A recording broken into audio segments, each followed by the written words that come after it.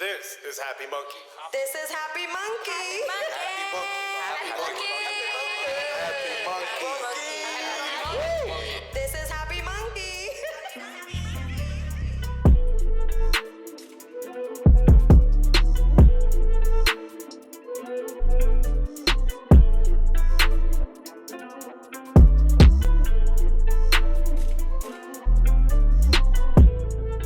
Hello, no one is available to take your call. Please leave a message after the tone.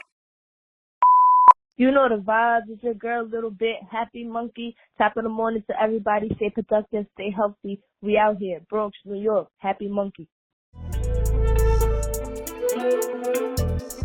What's going on, everybody? This week, the podcast has a sponsor, ArdentCannabis.com. They're known for the Ardent Nova, which is a decarber, but now they have a new Ardent where they decarb and infuse in the same device. So if you use our code MONKEY, MUNKEY, when you're checking out, you get $30 off your purchase. So please go on and check them out. They got a bunch of other devices. Hey, you might get lucky and find something that'll help you cook in your kitchen.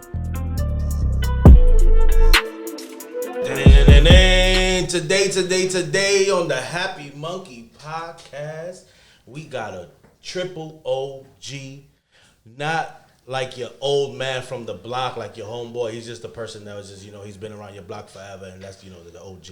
We mean original gangster in this cannabis world shit. You know what I'm saying? We ain't got no, this person who just came off the block yesterday. We got somebody who basically sacrificed more than, basically half his life to this game. This person did 32 years in federal prison, everybody, for this love of the plant that we all have and we all share freely today.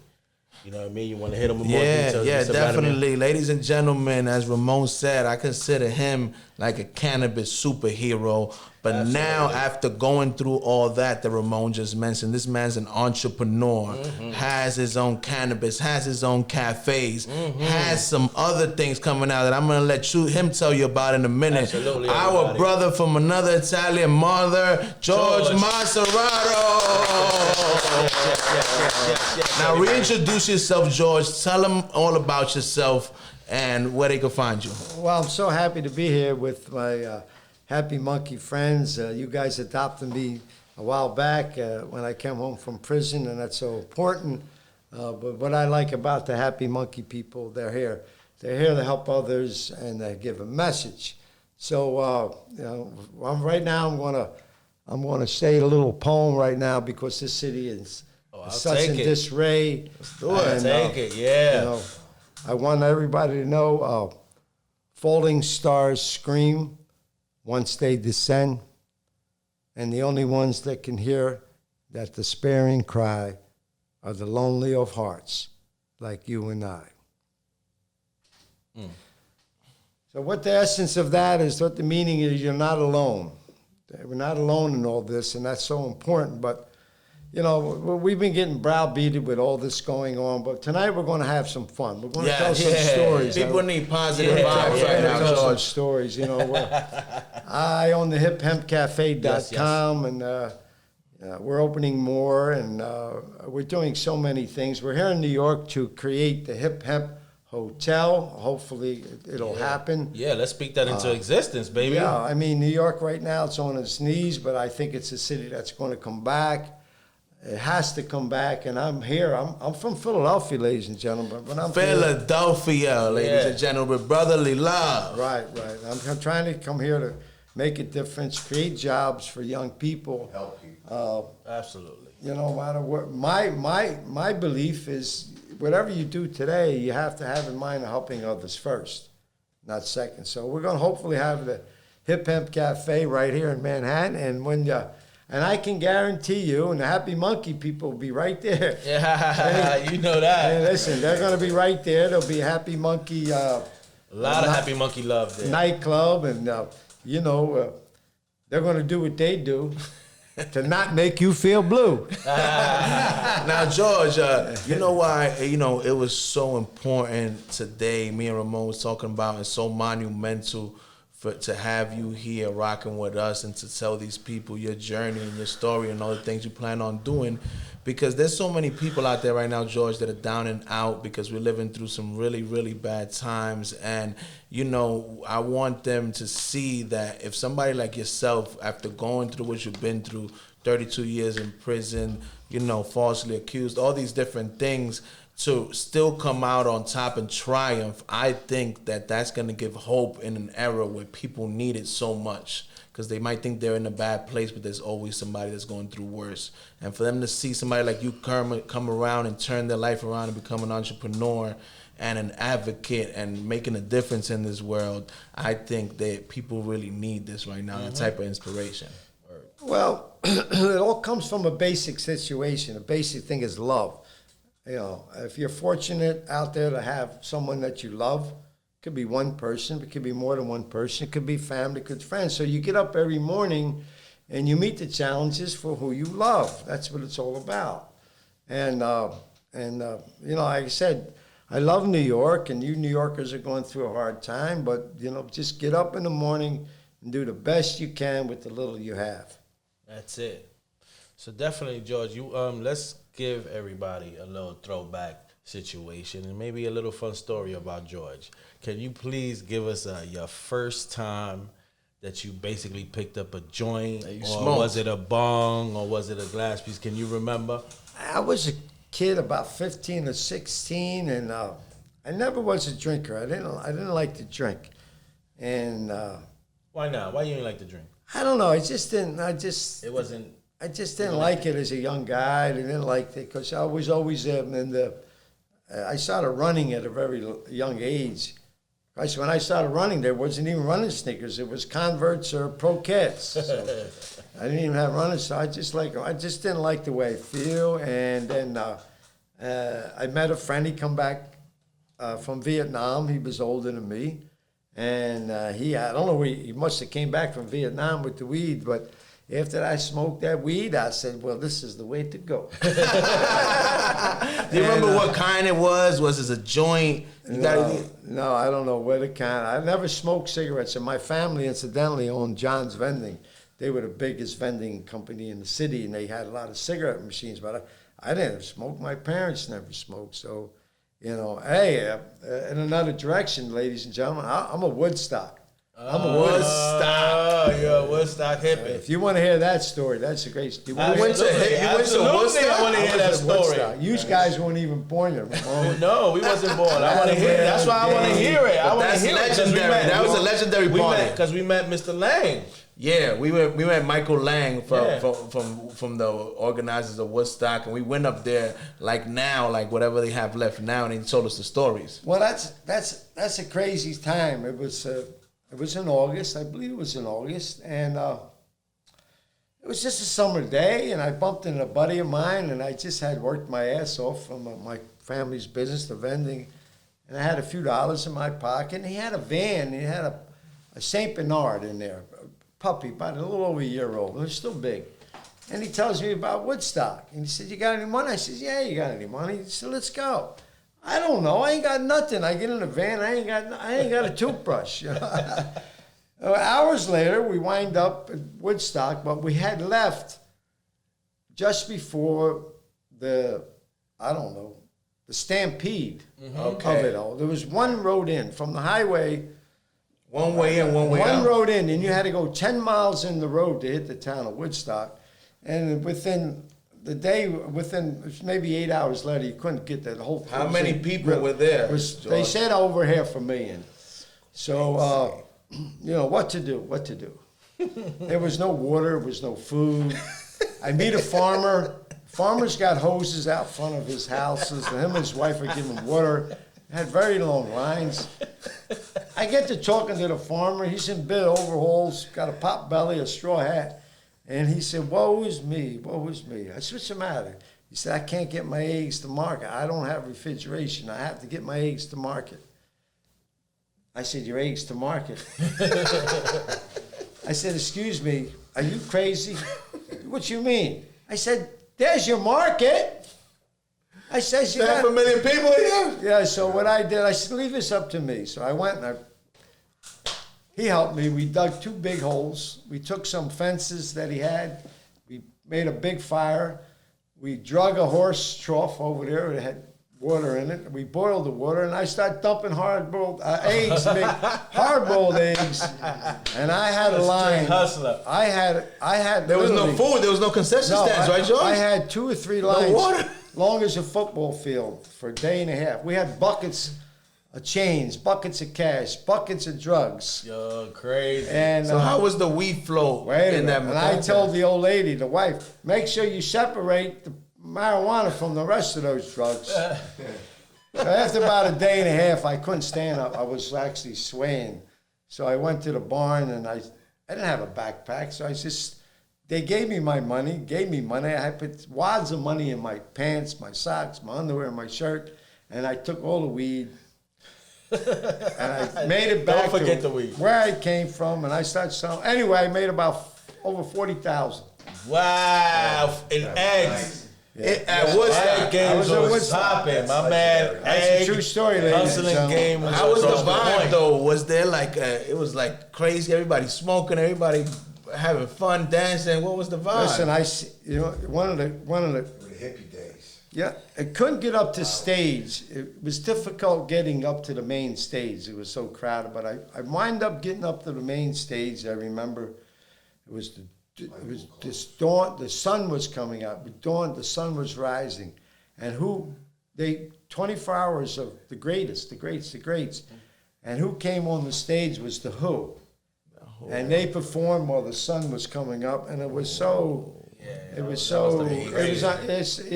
though we were struggling, and I did the best I. Matter of fact, I went around because there was a lot of girls from the New York, young girls who got their dad's car, got in the car, a couple of their little girlfriends, and they were actually crying.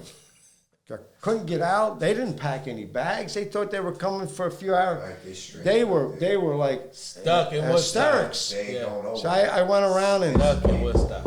I banged on farmers' doors and said, you got to take these young girls in. So I did advocate work up there. Advocate work up there, George. So that was Woodstock. That was Woodstock. And then it's just, you had to be there. You had to be there. We call ourselves Woodies. Woodies. We're a Woody, yeah. Because that was a monumental situation in America, man. That was crazy. It's just, it was happening that never happened again. They talk about it to this day, as you said, all these years later, like the biggest concert ever in history. All the greats were there. All the greats. They flew them in with helicopters. But what I liked about it is that it was already on the news that it was a disaster. But the groups, the big names, still came. They still came. Because the people were there, they still came. And so it was, like I said, it was something in my life. I think I wrote a short story or screenplay about it. It's in my archive somewhere. So we need to tell the people, George, because you got too many things going on. So let's start with the Hemp Cafe. Tell us, what was the thought process behind this amazing place you got down in Philly? Now you got like 4, you told me. Yeah, we're opening one actually Friday. Another one. We bought Atlantic City. I got to go to Florida. Everyone, if they understand that, in other words, the reason I'm here on the Happy Monkey Show is with my friends from since I'm home is you're a believer. Are you a believer? Are you a believer? If you believe in the cannabis world, whether it's hemp or marijuana, I won't get involved in anyone if they're in it for the money. I won't do that. It's about helping people first. About being believers. So if they're believers and they want to get involved in my hemp cafe situation, which we help a lot of people in Philadelphia who have emotional and physical problems, an awful lot. That's how it started. That was the purpose and the why and the purpose behind it when you first started, right? No, I'm not going to make money. I'm not going to stand. I suffered enough for this industry, and I don't have a chip on my shoulder. I'm not angry. So I just want the people to understand. People have suffered for this, but a guy like me now is here to help you. So how do you think the Hemp Cafe helps people in the community in Philly and wherever it opens up? Yeah, well, Adam or G, since this pandemic, our business has done better. and people just cooped in. We do delivery, we do mail order, and I hear it. I hear it a lot from the elderly that, it's difficult. Everyone's in the house. You have grandmothers. We have grandmothers that, grandchildren. It's just tough to never experience anything like this. So I administrate to a lot of people. I don't want to get into any specifics about individuals' problems, but we do help a lot of people. And that's what this industry and that plan is all about. When you got that at the forefront of your why and purpose, that is to help people to, especially during these crazy times, everything else follows, because your heart's in the right place. Well, thank God that, I see it like that, but it's a lot of work. You got to get up and work, and you got to do it. I think the media, the social media is very important. MyHipHempCafe.com does well with that. And hopefully, if we do the Hip Hemp Hotel here, it'll help this city. And this city's big enough to have more than one. I think it's a belief, and the people that believe in that belief, I'm there for them. I'm there to put the work in. Now you mentioned something earlier to the gentleman out there. You said the Grow Father. Can you break down to us what is that about? Well, yeah, everyone heard of the Godfather. Yeah. I mean, the Godfather is known in every language, in every continent, in every country, in every city and town in the world. So now I'm the Grow Father. I'm the Grow Father. So what company is that? So what does the Grow Father do? The Grow Father is a strain. It's a brand that we sell, and it's a great quality hemp CBD, and we sell an awful lot of it. And the CBDs, I introduced it to Philly, the CBD flower, and the city has through word of mouth, I always believe that's the best advertisement. And my store is busy from 9 to 9. It's just, and I'm so happy that people are helping each other. And anybody walks in my store that's been there before and they don't have any money, then I'm not leaving them. They don't leave without product. I make sure of that. They make sure you go home with some medicine. Yeah, make sure of that. All right, so my brother, you do. Of course, you're the king. You're the king of CBD of Philly. We know that. You know what I mean. Since you came home, you took the crown. You're the man, right? But let's not forget that you also do a lot of talking everywhere, man. Well, post-COVID, before the COVID, when you came home, you did What's a lot of speeches. What's some of your top public speaking gigs you've done since you've been You home? did a lot of public speaking. I'm home this October will be 5 years, but the first 2 years I was all crisscross the country speaking for everything I can do to promote the industry through my story, and I spoke all over the country, and Vegas and California, Seattle, Hemp Festival every year.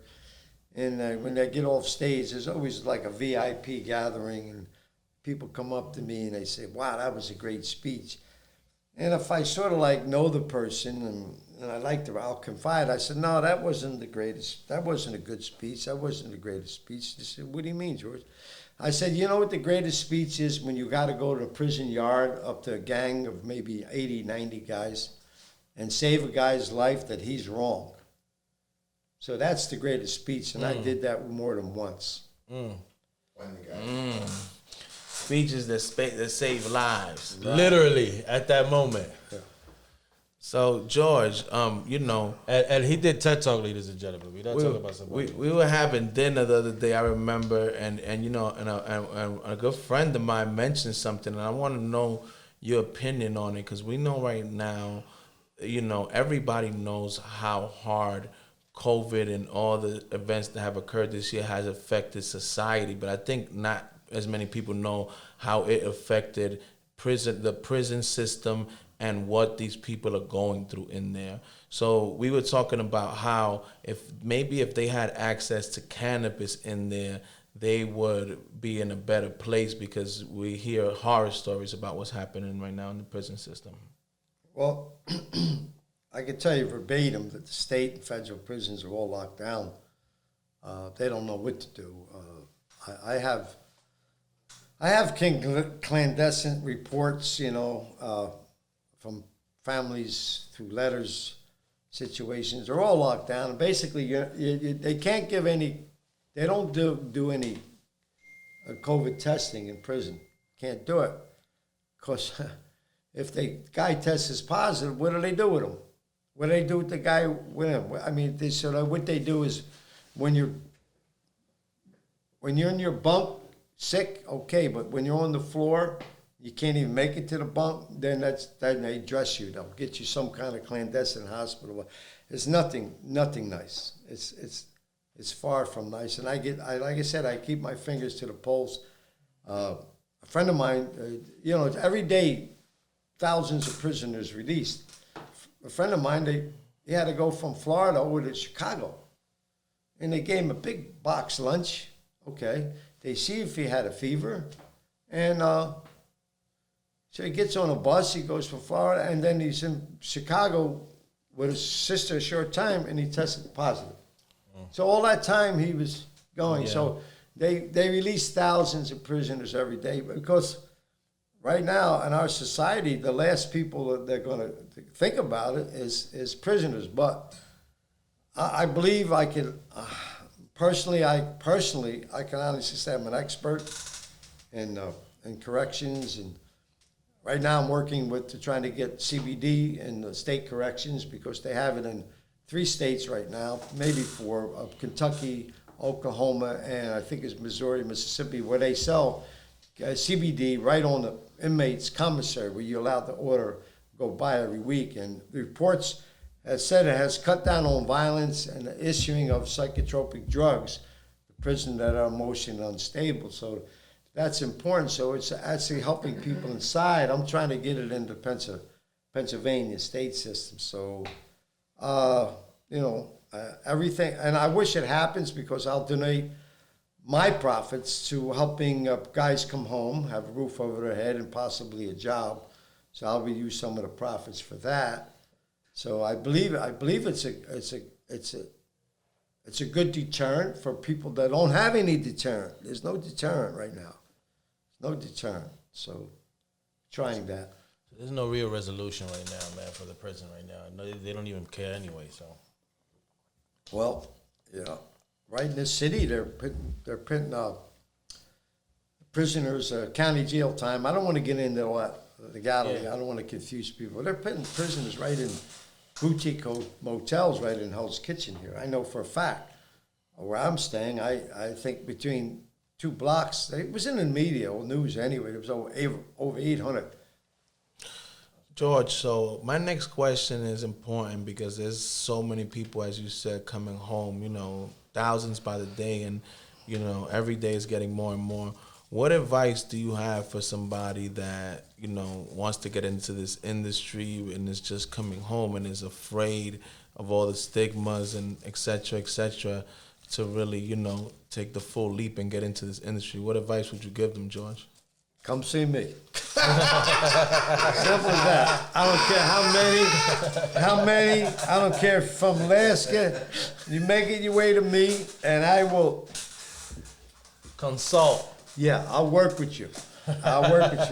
Just come and see me. Long as you're sincere. I do. I don't tell people what I do as far as advocate work. I haven't turned my back on prison, but I'm no Mr. Nice Guy. The first thing I want to see from a guy that's did time and he wants me to help him, I want to see in prison every 6 months you get, ladies and gentlemen, what you call progress report.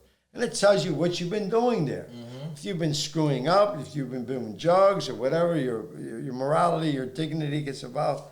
So, and the guy did a lot of time, whatever, and I look and see what he did. That's why I'm on the show talking to people right now, because it was documented the things that I did. One particular thing is that I graduated over 8,000 inmate students in my classes where I created their curriculum. I was approved by Washington, D.C. to create the curriculum.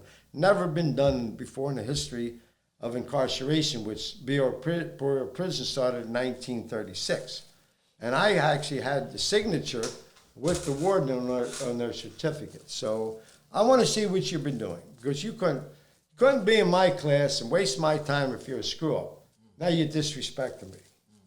So, and if I see he or she, real quick, ladies and gentlemen, when we talk about prison, everyone immediately thinks it's a guy thing.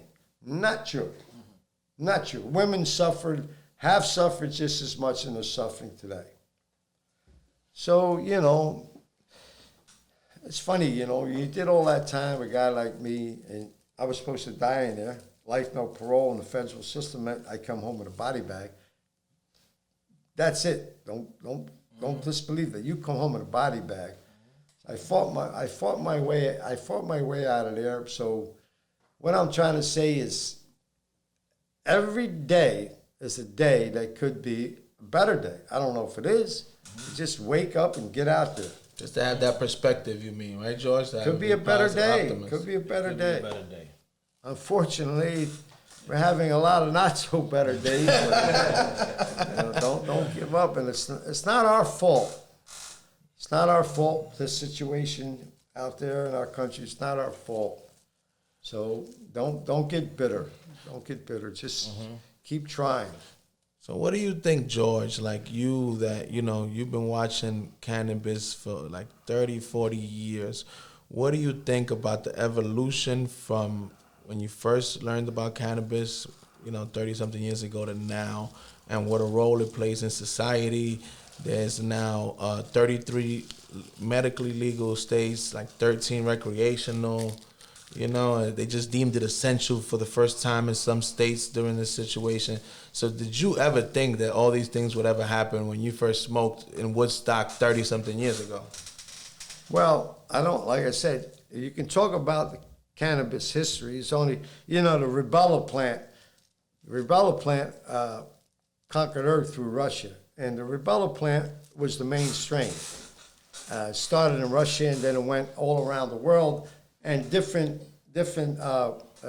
geographic climate made it Mexican and Central American redbud, made it Colombian gold, made it Jamaican sensitive. But it was all the rubella strain. There was only one strain up until Humboldt County in the 90s started messing with strains, and thank God, and they created the indigo and the sativa. So back in my day, it was one strain. One strain. And I liked it then, and I like it more now.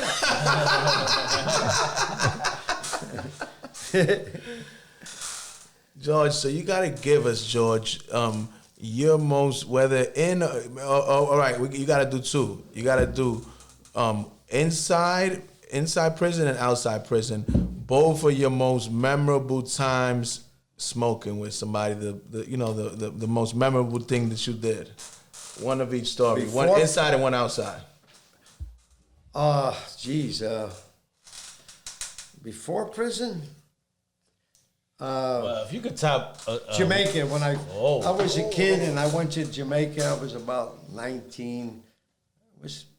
I think before Woodstock, when I went to Woodstock. And it just was so great.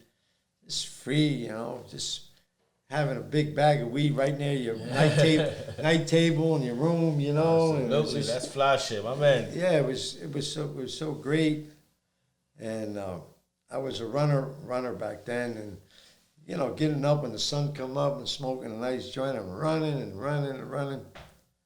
It just was unbelievable. Now in prison, in all truth, I remember when I got life no parole, and I was sent to Marion, Illinois. Incidentally, ladies and gentlemen, Marion, Illinois was the new Alcatraz back in the early 80s. I got there in November of '84. It was a bad situation there. I mean, killing was just like brushing your teeth there.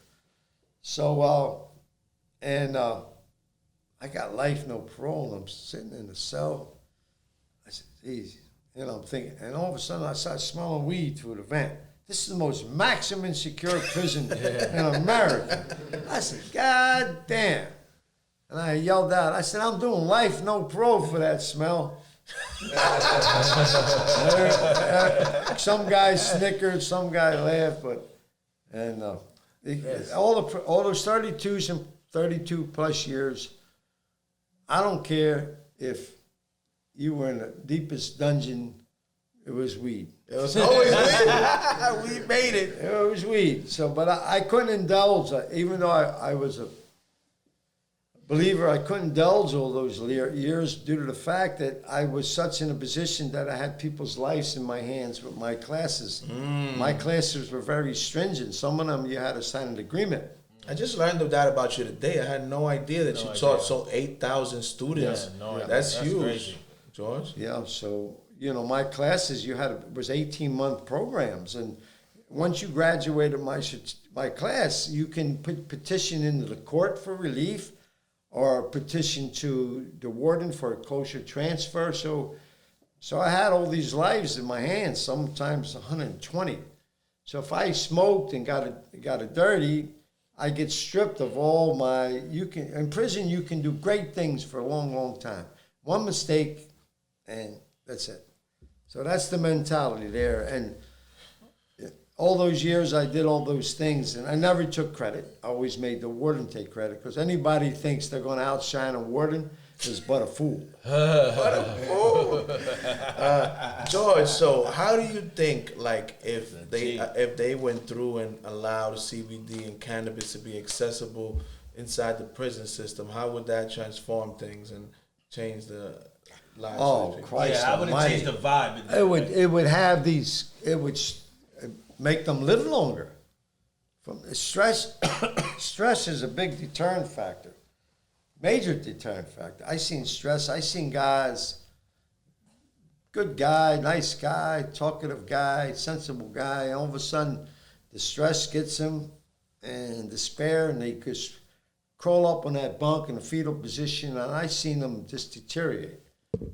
Whether they take them out and you never see them no more. So I believe if we can get these CBDs and especially Delta 8, which is a buzz factor, it's a legitimate buzz factor. And listen, if I did 32 plus years, and if there was cannabis in any form, CBD on that commissary list, I would have bought it. I mean, come on. Now, you also mentioned to me, if I'm not mistaken, in the neighborhoods where we grew up at, right, George, the where you get the good information, like CNN, like New York Times, is in the barbershop. And the barbershop is where you find out what's really happening in the neighborhood. You really get the good juice, you know what I mean? So a little birdie in the barbershop told me that you got your own beer coming out with your mugshot on it. Yeah, so I want to confirm if it's true or not. You know what I mean? Because, they say crazy stuff in the barbershop all the time. Well, you did your homework. Anyway, I'm incidentally, ladies and gentlemen, I'm under a documentary contract with mainline television. They're award-winning mainline television. They won the Telly Awards. Anything with documentaries, to win the Telly Award is like winning the Academy Award. So, and just so happens one of the documentarians, John, his son, is in the brewery business. Stickman Brewery out of Pennsylvania, and it just fell into it. And we get to talking, and I said, well, they actually taught me, I'm coming out with the mugshot, my prison mugshot on one can. It'll be G. Martorano on another can. It'll be the Growfather on another can, and it's going to be Making of a Wise Guy on the fourth can. So I said, well, what do you need so many cans for? They said, they taught me something, because when you're in a convenience store or a liquor store that sells beer, if you have one, it's a narrow space.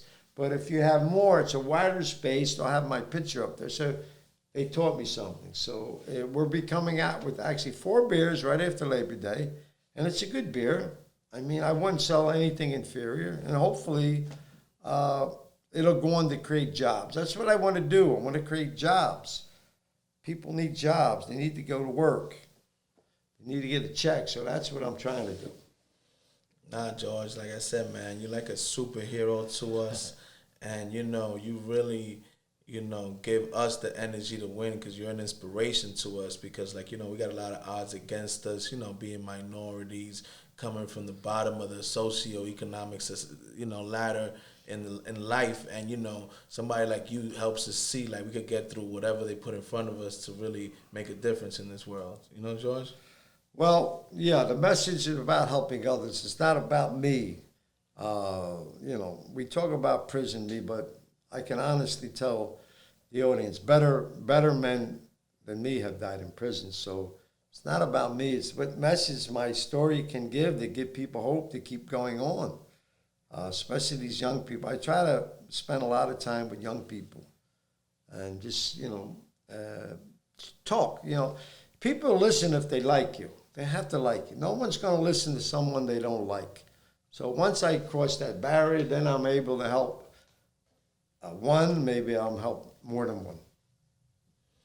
Nah, you've done a lot already. Well, a lot of people like you, years. George. Come You're a on. likable guy. Let's be real. You're a likable guy. A lot of people fuck with you. And you smoke weed, my brother. It's like you get the total package, man. G. Like the OG, my old Italian uncle who's an OG and did 32 years, he still smokes weed and he getting money. And you know what I mean? He getting popping, like, you know what I mean? So it's like, of course, it's inspiration and it's fun, man. And you make it look good. Well, if we get the Hemp Hotel here in Manhattan, you'll know just where it's at, because I'm gonna have a 7-foot blunt designed. It'll be right in front of the front door, and there'll be smoke coming out of it. George, it's time. Every person that we interview, we ask them the $1 million question. But I'm really interested in hearing your perspective. You're so knowledgeable and you've been around so long, and we know a lot of we the really same respect people. your opinion. So the $1 million question, George, is if you had to describe Happy Monkey, the events, the media, everything you know about it, us, in one word, what would it be and why, George? Happy Monkey guys, to me, is what I know. You don't lie. That's all it starts. You guys don't lie. You say what you do, and once you have that, you have it all. Damn, George, thank you for those kind words. That means a lot. I'll Come take for that. somebody like you. You know? Word is bond. If you have nothing in this world, you have yourself, how you carry it. No one can take that away. You give it up. So no one can take that away. I met you guys, and you've never told me a falsehood. That's important to me. Well, before we go, I want to just let everybody understand that this guy just showed up, and he's like, of course I got some time for you guys to get on the podcast. He did not deny us, not one time. He called us like, yo, I'm in New York. What's up? I got some time for you guys, and definitely jumped in. So I will definitely appreciate you, George. Somebody's time is very valuable, and we hold yours at a very high value. So thank you for coming. Listen, I just love to be here with you guys. I'll be here more if we do the Hemp Hotel. Shit. You guys are going to be there. We're not going to be podcasts. We're going to be live on on the avenue. We'll be on Netflix. We'll George, be live out there. Before we get out of here, George, I want you to tell the people what should they expect from you and your brands for the rest of 2020 and the future. Where could they find out? Where could they get involved? How can they keep up to date to the George movement? Well, right now, you just go to hiphempcafe.com, and we're in touch with people all over the world, just with our mail order. So you get there, and then eventually, if we do the Hemp Hotel here in Manhattan, that'll just be attached to that. And then the Happy Monkey people, I'm going to bring them to Philly as soon as I can. As soon as it's all over, Remember where you heard it first, ladies and We've gentlemen. been talking about that for a year now. Man. I can bring you guys to Philly, and I think you'll be very, very helpful. It'll be there. fun. Yeah, I think that'll be fun. The way you guys carry yourself, and then if we, like I said, at the hotel, you go to Hemp Hotel, and there will be a Happy Monkey happening there. Oh, yes, There will be a Happy Monkey happening there. So don't worry, we got you. So there you have it, ladies and gentlemen. We gave this you was crazy. guys a With the really OG. exclusive today with a living legend. Unlike other people that like people not to be around, to give them their flowers and tell them about how amazing they are. We like to do it in person, and we got to do it today. George got to drop some jewels on you, tell you about how he's making a difference in this world, how he's not being bitter, and how he's still moving forward in life after everything he's been through. So I say that to say this, ladies and gentlemen. We know it's been a rough year and a rough couple of months, but you got to remember, you're too blessed to be stressed. Things that get greater later. For now, checking out of the Boulevard, Vlad, George, Ramon. Till the next episode. Peace, love, and happiness. Yes, yes. Take care.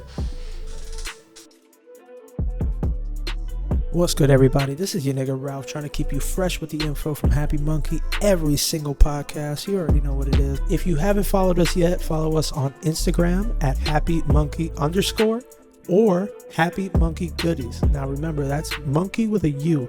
Also, if you haven't checked us out, we're on YouTube. So check out our channel, Happy Monkey TV. Keep us current, live, and everything with the culture.